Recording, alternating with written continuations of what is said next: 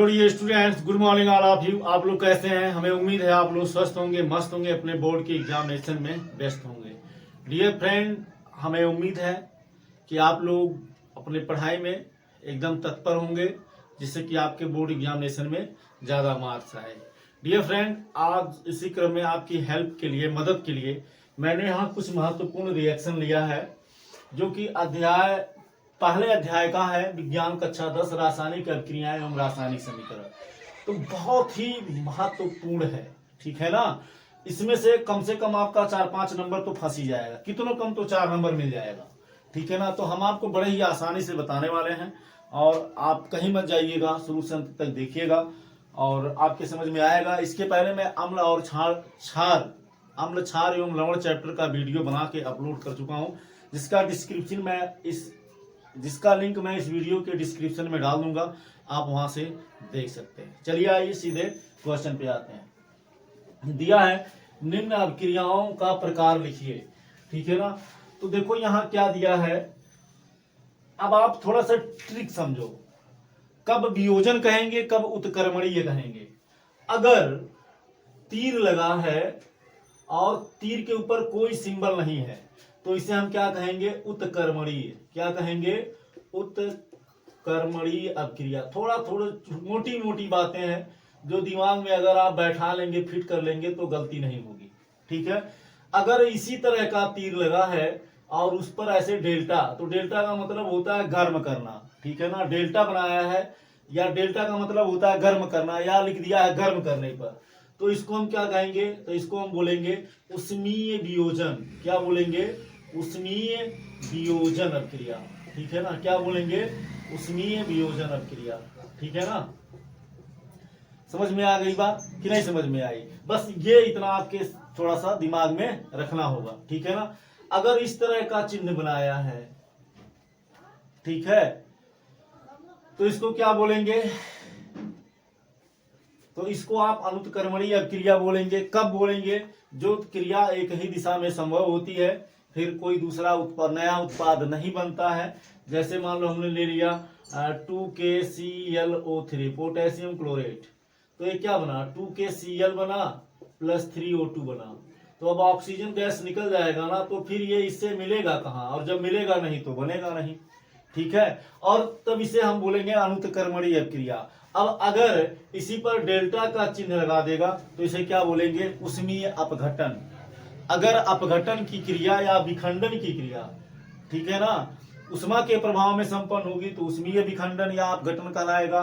और अगर प्रकाश के प्रभाव में संपन्न होगी तो प्रकाश अपघटन या विखंडन कहलाएगा। उष्मा के उसमें रहेगा तो उष्मीय अपघटन या उष्मीय अपघटन या उष्मीय विघटन अभिक्रिया कहलाएगी, ठीक है ना। तो चलिए हम आते हैं सीधे टॉपिक पर।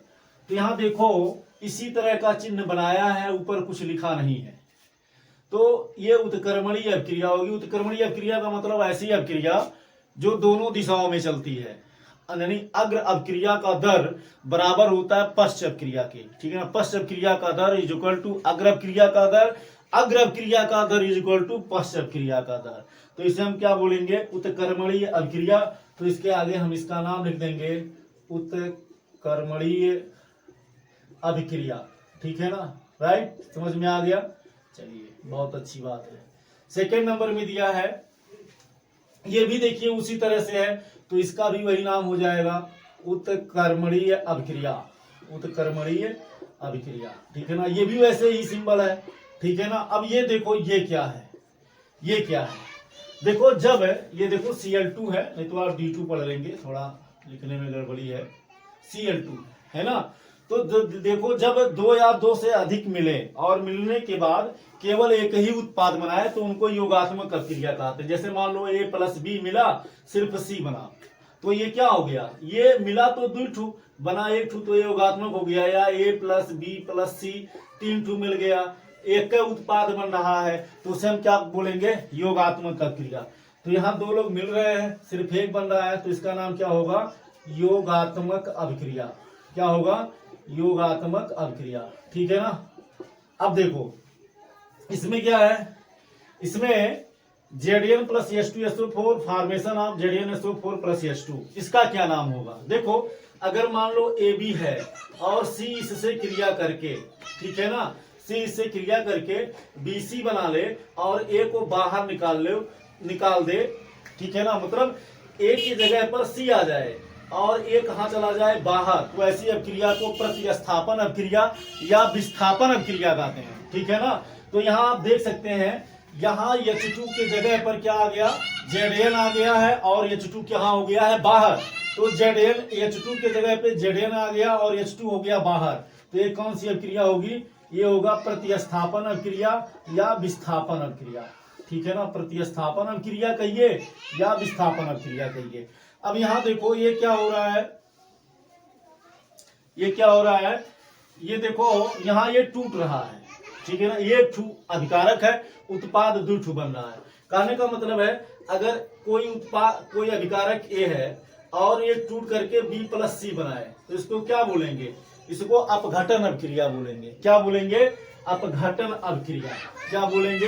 अपघटन अभिक्रिया, ठीक है ना, या विखंडन अभिक्रिया बोलेंगे। तो ये आप समझ गए।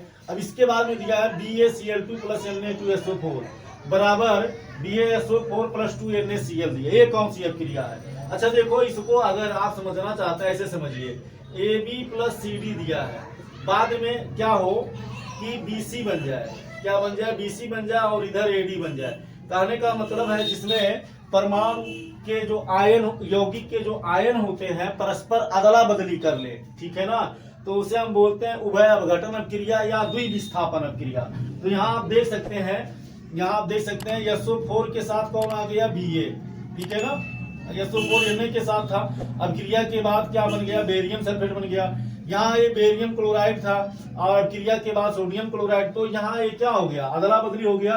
तो इसे हम क्या बोलेंगे? उभय अपघटन। उभय अपघटन या द्विविस्थापन। उभय अपघटन या द्विविस्थापन अभिक्रिया। द्विविस्थापन अभिक्रिया, ठीक है ना। अब देखो यहाँ क्या हो रहा है, यहाँ भी सेम वैसे हो रहा है। इसी के तरह Ag चला गया Cl के साथ और Na चला आया NO3 के साथ, यानी सिल्वर नाइट्रेट अभिक्रिया के बाद सिल्वर क्लोराइड नाइट्रेट से सिल्वर क्लोराइड बन जा रहा है और सोडियम क्लोराइड से क्या बन जा रहा है? अभिक्रिया के बाद सोडियम नाइट्रेट बन जा रहा है। तो ये भी अभिक्रिया यही है, ठीक है ना। इसी तरह से उभय अपघटन अभिक्रिया या द्विविस्थापन अभिक्रिया। अब नीचे दिया निम्नलिखित समीकरणों को संतुलित करो। अब संतुलित करने के लिए होना क्या चाहिए? दोनों तरफ परमाणुओं की संख्या समान होनी चाहिए। एक संतुलित रिएक्शन में, रासायनिक समीकरण में क्या होता है? दोनों तरफ परमाणुओं की संख्या तथा आवेशों की संख्या समान होती है। तो अगर है तभी समीकरण संतुलित मानी जाएगी। तो यहाँ तो आवेश दिया ही नहीं है, लेकिन परमाणुओं की संख्या दिया हुआ है, वही हमें बैलेंस करना है। तो यहाँ देखिए Fe plus H2O formation of Fe3O4 plus H2। तो यहाँ Fe कितना है? 3 है और यहाँ कितना है? 1। तो यहाँ आगे आप 3 बढ़ा दीजिए, Fe3 हो गया। अब ऑक्सीजन कितना है? 4। यहाँ कितना है? 1। तो क्या करेंगे आप? इसको भी आपको बैलेंस करना होगा। ऑक्सीजन 4 या इधर लाना होगा, तो यहाँ 4 लिख दीजिए, 4H2O। ऑक्सीजन 4 यहाँ था, यहाँ हो गया।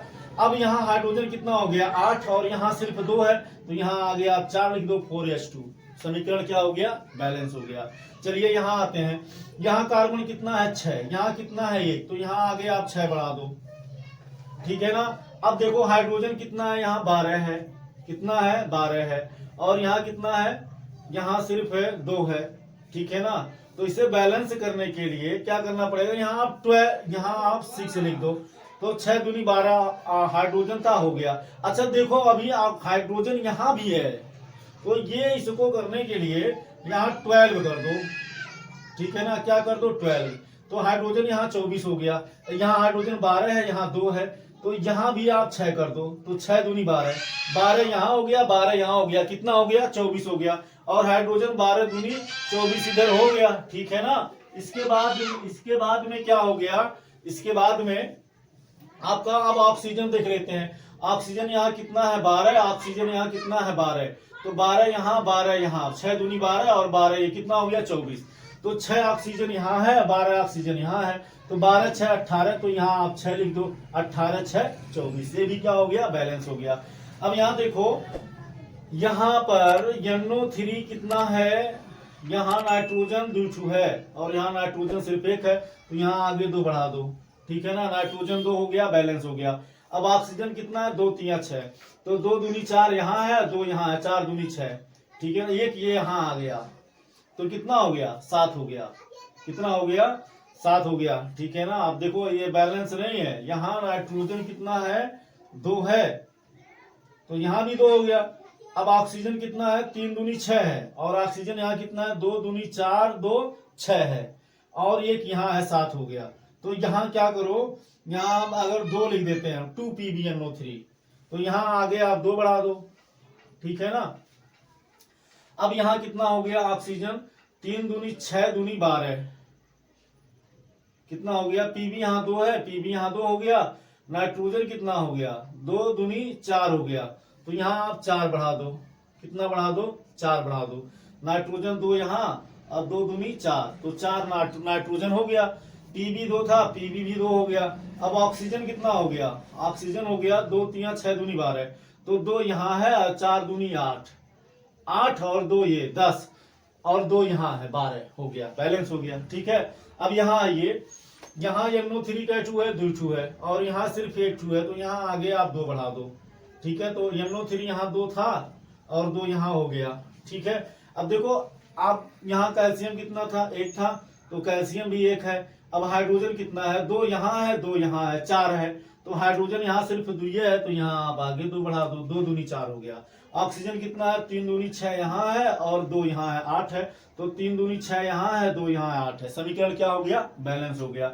अब यहाँ देखो, यहाँ सोडियम कितना है, 2, यहाँ सोडियम कितना है, 1, तो यहाँ आप आगे 2 बढ़ा दो, तो सोडियम 2 यहाँ हो गया, सोडियम 2 यहाँ हो गया। अब आ जाते हैं ऑक्सीजन की बात करते हैं, 2 यहाँ है, 4 यहाँ है, 6, तो 4 यहाँ है और यहाँ 1 है, तो यहाँ आगे 2 बढ़ा दो, तो 2 ऑक्सीजन यहाँ, 4 यहाँ, 6 हो गया। अब बात कर लेते हैं किसकी, सल्फर की।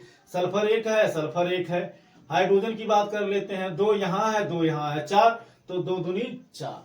तो डियर फ्रेंड, आई होप आप इसे अच्छे से समझ गए होंगे, और इसमें से कम 4-6 नंबर आपका कंफर्म, कितना कम तो 4 नंबर बोर्ड एग्जाम में आपको मिल ही जाएगा, ठीक है ना। तो इस वीडियो को 2 से 3 बार आप देखिए, और वीडियो आपको कैसा लगा जरूर कमेंट करके बताइएगा। फिर नेक्स्ट क्लास में मिलेंगे हम आपके साथ नए चैप्टर के साथ, रिवीजन के साथ, जिससे कि बोर्ड एग्जामिनेशन में target 2025 UP board examination maximum marks आप ऑब्टेन करें, ये हमारी आप शुभकामना है कि आपका मार्क्स अच्छा आए और आपका नॉलेज अच्छा हो। तो डियर फ्रेंड, आज की क्लास में इतना ही, फिर मिलेंगे नेक्स्ट क्लास में नेक्स्ट टॉपिक के साथ। थैंक यू सो मच, जय हिंद।